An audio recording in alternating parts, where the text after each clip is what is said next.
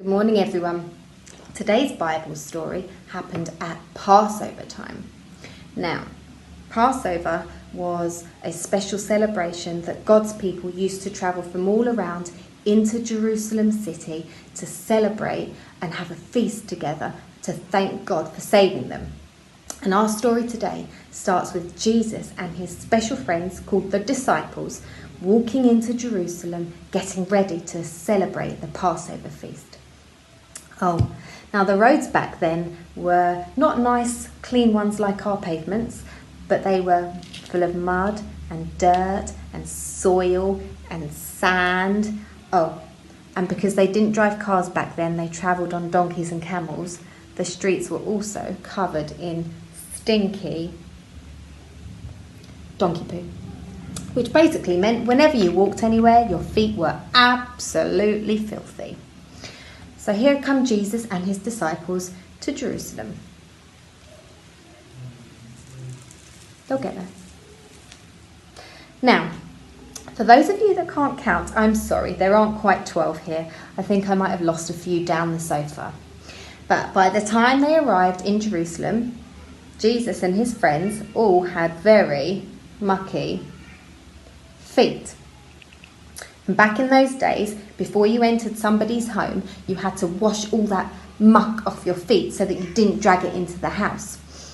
But this was a terribly dirty and stinky job, and nobody ever wanted to do it. And so it was usually the servant's job to clean everybody's feet as they came into the house. A servant is basically someone who does the cooking, the cleaning, and all the yucky jobs that no one else wants to do.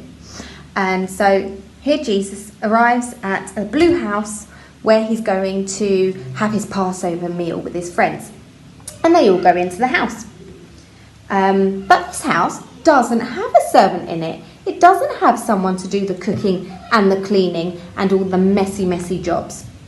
And so the disciples have to have a rest, apparently, because it was a long journey.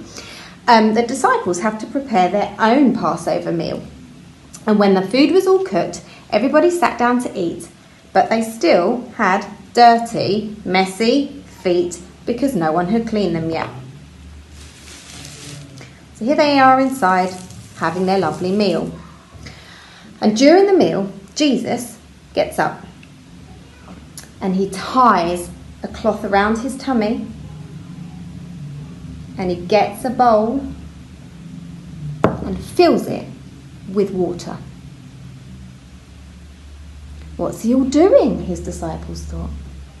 And Jesus took his disciples one by one and started washing their feet in the water. Whoa. Stop the story right there. Jesus is washing people's feet. Jesus is doing the mucky, filthy, stinky job that a servant should do. Jesus is a king. Kings do not wash feet. Servants wash feet. But anyway, Jesus was determined, and so he carried on going until all of his disciples had clean, shiny, sparkly, non-poo smelling feet. And when he had finished, Jesus said to his disciples, "Do you know why I've done this? I've done this kind thing to help you because I love you. I am your Lord and your teacher, yet I will still get down and do the yucky jobs for you. And just like I've done these jobs for you to help you, you now need to go and help other people." See, Jesus was teaching his disciples a lesson and teaching us a lesson too. When we act like servants and when we help people, we get to show everybody what Daddy God's love is like. Now, we don't often clean people's feet anymore, mostly because, as I said, our streets are nice and clean nowadays. But there are other ways that we can help people and show them God's love. Perhaps you could help your mummy unload the dishwasher when she's doing it later, or give your younger brother a cuddle if he's sad, or maybe you could write a letter for your next door neighbour who might be a bit lonely in lockdown.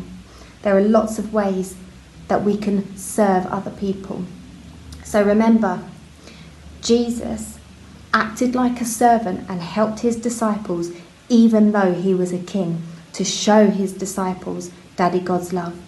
And we too need to act like servants and help people so that we too can show everybody what our Daddy God's never stopping love is like.